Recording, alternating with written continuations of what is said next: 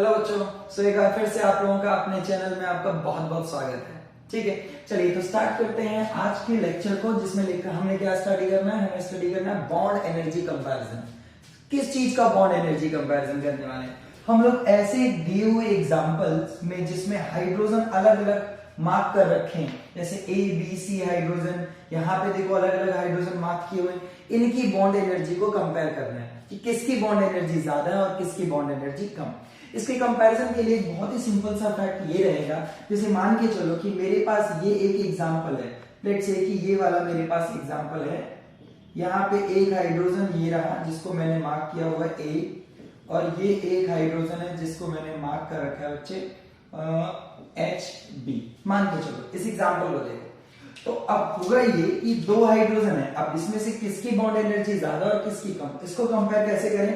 मान लीजिए कि ये बॉन्ड टूट जाता है, क्योंकि कार्बन हाइड्रोजन की इलेक्ट्रोनेगेटिविटी में ज्यादा डिफरेंस तो है नहीं, तो मैंने कहा कि मैंने ये बॉन्ड तोड़ दिया है, होमोलिटिकली तोड़ा। ठीक है, एक इलेक्ट्रॉन उधर और एक ये, तो इसकी वजह से जो रिजल्ट आएगा हमें ये देखना है कि जो इंटरमीडिएट बनेगा वो कितना ज्यादा स्टेबल है।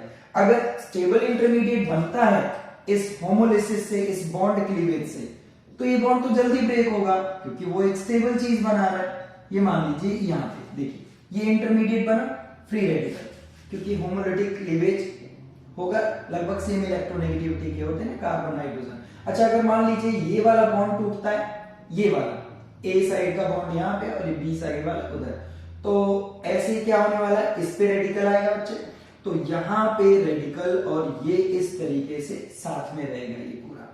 ठीक है, ये पूरा हाइड्रोजन साथ में रहेगा, तो तीन मैंने लिख दिया, और ये यहाँ पे। अब आप देखिए आपके सामने दो रेडिकल हैं, ठीक है, यहाँ पे दूसरा हाइड्रोजन मार्क कर देते हैं, ऐसे कोई दिक्कत नहीं, साथ में भी लिख सकते हैं। सो अब आप देखिए ये रेडिकल 2 डिग्री है, और इस रेडिकल के रिस्पेक्ट में 3 और 3 6 अल्फा हाइड्रोजन एटम है जो इस रेडिकल की कमी को पूरा करेंगे, इसकी डेफिशिएंसी को पूरा करेंगे। तो ये क्या होगा, मोर स्टेबल। अब भाई मैंने क्यों लिख दिया मोर स्टेबल, क्योंकि उसके कंपैरिजन की अगर बात करें तो सामने देखो ये प्राइमरी रेडिकल है, ठीक है, जिसपे पहले कार्बन पे आपका रेडिकल है, और इसके साथ में सिर्फ दो ही अल्फा हाइड्रोजन एटम। तो आप समझ गए ना, यहाँ पे 2 अल्फा हाइड्रोजन एटम इसकी कमी को पूरा करेंगे हाइपर कंजुगेशन के थ्रू, तो ये लेस स्टेबल होगा। अब आप जरा ये देखो और इस बात को समझो कि जब ये बॉन्ड तोड़ते हैं तो एक लेस स्टेबल चीज बन रही है, तो ये इतना आसान नहीं कि ये टूटेगा और फिर तुम्हें लेस स्टेबल प्रोडक्ट मिल रहा है, इंटरमीडिएट मिल रहा है, तो आपको मेहनत ज्यादा करनी पड़ेगी। जबकि इस केस में देखा जाए, इस बॉन्ड को अगर तोड़ोगे तो रिलेटिव टू दैट हमें एक स्टेबल इंटरमीडिएट देखने को मिल रहा है, तो ये आसानी से ब्रेक होगा, स्टेबल चीज बनाएगा। तो यहाँ पे समझ रहे हैं आप लोग, यानी कि बॉन्ड एनर्जी जो है हाइड्रोजन और कार्बन की, जो इस जगह पे कार्बन हाइड्रोजन की बॉन्ड एनर्जी है, वो इनवर्सली प्रोपोर्शनल हुई स्टेबिलिटी ऑफ रेडिकल फॉर्म, ये कह सकते हो या इंटरमीडिएट भी लिख सकते हो। आई बात समझ?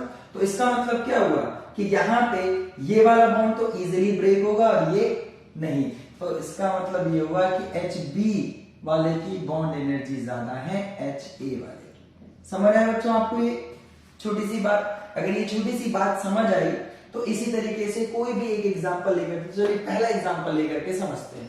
ठीक है, इसको नोट कर लो और उसके बाद फर्स्ट एग्जांपल करते हैं। हाँ बच्चों, तो आप सबने नोट कर लिया, इसको बढ़ा देते हैं, इस फैक्ट के अकॉर्डिंग सॉल्व करते हैं क्वेश्चन। चलिए, जितना ज्यादा स्टेबल रेडिकल बनेगा उतनी ही कम एनर्जी देनी पड़ेगी। ठीक है, तो पहले एग्जांपल में अगर हम ध्यान से देखें तो मान के चलिए ये जो एच ए है, एक बार इसे स्प्लिट मतलब तोड़ना है आपको, एक बार बी वाले को और एक बार सी वाले को। ठीक है, तो मान लीजिए मैंने ए वाला जो हाइड्रोजन था उसको ब्रेक किया हुआ है, वहां से हटाया है, तो रेडिकल जो बनेगा, इंटरमीडिएट जो बनेगा वो इस पे जाएगा। ठीक है, और बाकी का पार्ट एज इट इज आप पूरा का पूरा लिखेंगे एज इट इज। ठीक है, ये रहेगा आपका, ये बेंजीन है, ठीक, ये एक। अब बी वाले के लिए देखिए अगर आप, तो ये वाला जब हटाएंगे तो रेडिकल कहां जाएगा, H A as it is रहेगा भाई, इस पे जाएगा। आराम से देखो, बहुत आराम से, कोई दिक्कत नहीं है, आराम से। ठीक, तो ये आपका अगर C वाला हाइड्रोजन हटाते हैं तो देखिए रेडिकल क्या बनेगा भाई, ये हमारे पास यहाँ पे B था और यहाँ पे आपका HA था। ठीक है, सभी रेडिकल बना दिए। अब इनमें से देखते हैं कि सबसे ज्यादा स्टेबल कौन सा है। जो सबसे ज्यादा स्टेबल रेडिकल होगा ना, उसका बॉन्ड एनर्जी उसकी जो है ना सबसे कम रही होगी। ठीक है, वो बॉन्ड इजीली ब्रेक हुआ होगा क्योंकि वो स्टेबल रेडिकल इंटरमीडिएट बना रहा है। तो रेडिकल की स्टेबिलिटी कैसे चेक करते हैं, चलो आप भाई देखो, अल्फा हाइड्रोजन के थ्रू चेक कर लो। ये रहा आपका रेडिकल, इसके साथ में यहाँ पे दो अल्फा, दो ये और ये, टोटल 3 अल्फा हाइड्रोजन है और यहाँ पे एक भी नहीं है। So this system having 3 alpha hydrogen atom. यहाँ पे देखो जरा, ये रेडिकल है आपका, इसके साथ एक और दो अल्फा हाइड्रोजन एटम है जो इस रेडिकल की स्टेबिलिटी को पूरा करेंगे, मतलब स्टेबल रखेंगे।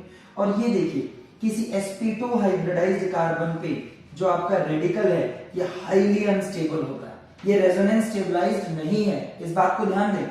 अगर ये कुछ ऐसा होता बच्चों, कुछ ऐसा होता जैसे मान लो यहाँ रेडिकल होता और इस तरीके से बाहर, रिंग के बाहर रेडिकल होता, तो ये जरूर इस पाई बॉन्ड से क्या होता, स्टेबलाइज होता। लेकिन रिंग में ही, रिंग वाले कार्बन, sp2 वाले कार्बन पे ही अगर रेडिकल है, so this is highly unstable. तो आप मेरी बात समझ गए होंगे।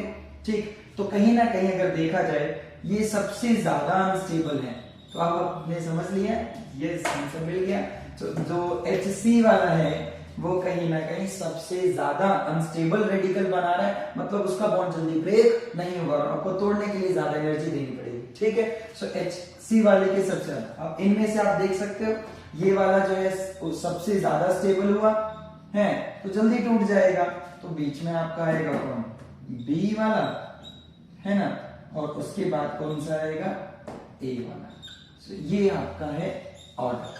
ठीक, बॉन्ड एनर्जी का ऑर्डर। क्लियर, आया समझ? अगर समझ आया तो कोई भी आप इनमें से फिर से ट्राई कर सकते हैं। मान लीजिए कि मैं अब इस बार सेकेंड एग्जांपल लेने वाला हूं। ठीक है, आराम से पहले इतना नोट कर लो। अब लेते हैं एग्जांपल नंबर 2। ठीक है, रब कर दें इसे। ठीक, मैं इसको हटा देता हूं, ये मैं हटा देता हूं। सो इसको मैं यहां से हटा देता हूं और उसके बाद क्वेश्चन नंबर 2, क्वेश्चन नंबर 2। हाँ, तो क्वेश्चन 2 में यहाँ पे 2 तो आपको दिख रहा होगा ना, तो हम सीधा इसमें A बॉन्ड तोड़ते हैं सबसे पहले। ये देखो, ये रहा A बॉन्ड। ठीक है, इसको ब्रेक करो। तो A बॉन्ड को जैसे ही आप ब्रेक करोगे तो यहाँ पे रेडिकल बनेगा। मैं बड़ा सा मोटा सा रेडिकल बनाता हूँ। ठीक है, यहाँ पे ये पाई बॉन्ड HB, ये आपका यहाँ पे HD है और ये आपका यहाँ पे HC है। ठीक, अच्छा B बॉन्ड तोड़ते हैं। चलो इस बार ये वाला तोड़ते हैं बॉन्ड। तो जब ये वाला बॉन्ड ब्रेक करोगे तो HA अपनी पोजीशन दे दो उसको, ये रहेगा आपका, ये एक तो उस साइड HD है, C पोर्शन मतलब C बॉन्ड ये वाला, चलो चलो तोड़ो। देखो ये इस तरीके से ना, तो इस बार इस पे आएगा रेडिकल। अब ध्यान से देखिएगा, D डबल बॉन्ड,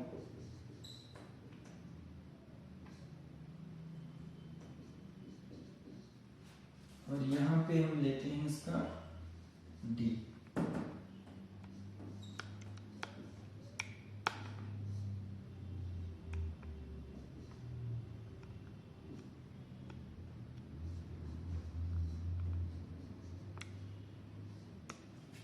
तो इस तरीके से सभी एक बार बॉन्ड ब्रेक करने के बाद हमने रेडिकल बना दिए।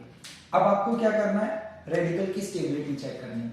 तो सबसे पहले इस वाले को अगर देखें, इस रेडिकल को, तो भाई इसके साथ में पाई बॉन्ड जुड़ा हुआ है। देखो इसके जो नेबरिंग में पाई बॉन्ड है, और आपको पता है पाई बॉन्ड इसको क्या कर सकता है, रेजोनेंस के थ्रू मतलब इसको स्टेबलाइज करेगा। तो ये पाई बॉन्ड ऐसे करके यहां से एक और पाई बॉन्ड इधर बने, ये रेडिकल इधर चला जाएगा।